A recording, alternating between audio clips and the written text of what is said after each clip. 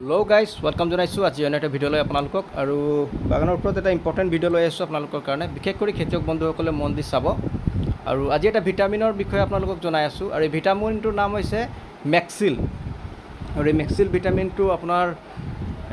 এইটো আপোনাৰ plant growth regulator হয় এইটো প্লাণ্ট গ্ৰোথ কৰে আৰু এইটো ইয়াৰ ভিটামিনটোৰ ভিতৰত আপোনাৰ যিটো টেকনিকেল আছে গেব্ৰিলিক এচিড থাকে আৰু এইটো কলা বৰণৰ হয় মেডিচিনটো দৰৱটো ভিতৰত কলা বৰণৰ থাকে আৰু এই দৰৱটো আপোনালোকে বাগানত ব্যৱহাৰ কৰিব পাৰিব আৰু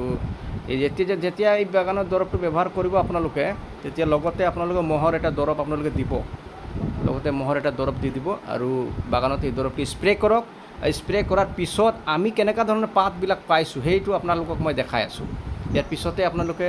চাই পাব যে আমি এই ভিটামিনটো ইউজ কৰাৰ পিছত আমি কেনেকুৱা ধৰণে আমি দৰৱ এই পাতবিলাক প্ৰডাকশ্যনবিলাক আমি বঢ়াই আছোঁ এই সকলো ডিটেইলছত আপোনালোকে চাই পাব আৰু এইটো ধনুকা কোম্পানীৰ হয়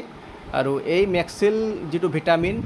এইটো আপোনাৰ পাৰ লিটাৰ প্ৰত্যেকটা লিটাৰ 1 লিটাৰত আপোনাৰ 771 ৰুপিজ হয় আৰু এইটো 5 লিটাৰৰ কণ্টেইনাৰ হয় কিন্তু আপুনি 771ত 1 লিটাৰ আপুনি দৰৱ পাব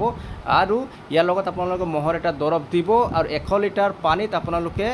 50 ml 50 ml দিলেই আপোনালোকে মই যেনেকুৱা ধৰণে ভিডিঅ'ত দেখাইছোঁ এনেকুৱা ধৰণে আপোনালোকে পাত পাব চাওক আমি কেনেকুৱা ধৰণে পাত পাইছোঁ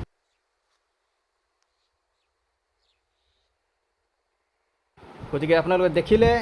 আমি এই দৰৱটো আমি ব্যৱহাৰ কৰিলোঁ এই ভিটামিনটো আৰু ভিটামিনটো ব্যৱহাৰ কৰাৰ পিছত 1 সপ্তাহ 7 দিনৰ পিছতে আমি এনেকুৱা গ্ৰোথ পাইছোঁ গতিকে আপোনালোকে ব্যৱহাৰ কৰক আৰু আপোনালোকেও বেনিফিট উঠাওক গতিকে এনেকুৱা ধৰণৰ ভিডিঅ'বিলাক পাবৰ কাৰণে আপোনালোকে চেনেলটো ছাবস্ক্ৰাইব কৰিব ধন্যবাদ।